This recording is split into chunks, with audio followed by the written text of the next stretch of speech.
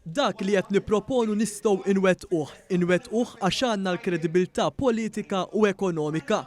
Iddikjara dan il-Prim Ministru mexxej Laburista Robert Abela f'attività politika fil-Mosta u propju fl-istess jum li ħarġet konferma oħra li s-sena li għaddiet l-ekonomija Maltija mhux talli reġgħet laħqet il-livelli ta' qabel il-pandemija iżda qabżithom. Robert Abela semma kif Malta kellha 9.4% tkabbir tal-prodott domestiku gross, ħaġa li tkompli tikkonferma kif il-pjan tal-Partit Laburista l-futur huwa mibni fuq is-sott quddiem oppożizzjoni negattiva li ma tifraħx għas-suċċessi li għamlet Malta.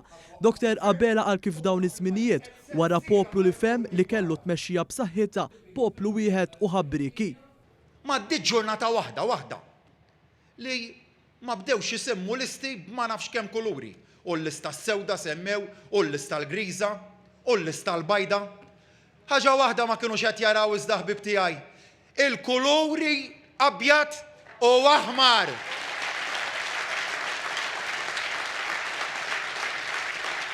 L-poplu Malti jifhem u jaraf bejn dak li hu ġust u dak li mhux. Poplu li fhem li kellu u għandu tmexxija li wettqet sensiela ta' riformi kbar. Fuq kollox ma kienux qed jaraw dak li kont qed nara jien. Poplu wieħed, poplu ħabbriki, dak li żamna għaddejjin waqt pandemija. Fil-Mosta quddiem folla mdaqsa li tat merħba sabiħa lill-Prim Ministru, Dr. Abela semma s-suċċess qawwi li Gvern Laburista wettaq fil-qasam tax-xogħol. Malta anke fi żminijiet ta' pandemija irnexxielha tkompli tnaqqas il-qatt. F'pandemija tafu kemm irnexxielna innaqsu l-qatt b'terz. F'Jannar ta' dis-sena, il-qatt niżel għal livelli rekord. U komplejna naqsu fuqu fi frar biex illum għandna lanqas rata ta' qatt fl-istorja ta' pajjiżna.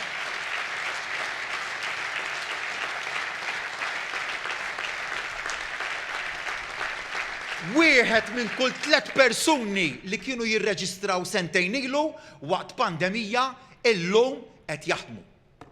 Daqshekk huwa b'saħħtu tim Malta meta jaħdem flimkien.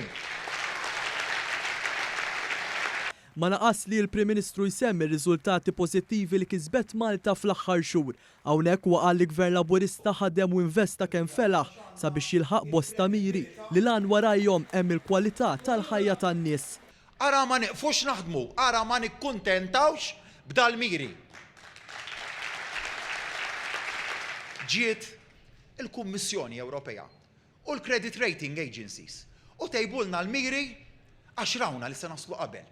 Għalulna li f'nofs l-2022, jiġifieri f'nofs dis-sena, tilħqu il-livell tal-2019. Għawajna qalbna u għamilna l-aqwa budget fl-istorja ta' pajjiżna biex minflok fis-sajf naslu qabel.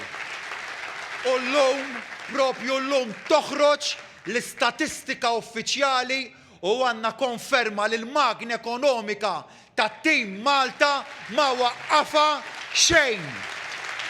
Li għandna l-aqwa livell ta' konsum privat fl-istorja, l-aqwa livell ta' impjieg fl-istorja, l-aqwa livell ta' investiment fl-istorja, l-aqwa livell ta' ġid nazzjonali fl-istorja. B'referenza tmexxija waqt pandemija Dr. Abela għal kif Gvern Laburista salva l-ħajjiet fil-waqt li rali l-pajjiż jibqa' għaddej u ma jistaġnax. Il-Prim Ministru blajta pożittiva ta' Malta flimkien b'mod ċar għal jekk il-poplu jtieħ il-fiduċja fis-26 ta' Marzu, il-futur u iż-żmien li ġej se jkun wieħed sabiħ. Li jekk tatuni l-fiduċja tagħkom fis-26 ta' Marzu nibdluhom f'elf kisba ġdida. Bħalma kont it-tarka tagħkom fi żmien il-maltemp jien lest li jekk tatuni il-fiduċja tagħkom immexxi lil dan il-pajjiż fi żmien li ġej, żmien eċitanti, żmien fejn l-isfidi li ltqajna magħhom nużawhom bħala l-opportunità biex inġeddu fejn hemm bżonn u nsaħħu t-tajjeb għal Għawdex u Malta isbaħ, għal Għawdex u Malta aktar ugwali, għal Għawdex u Malta aktar ħinja u bi prosperità ġdida. Malta, flimkien, il-futur sabiħ.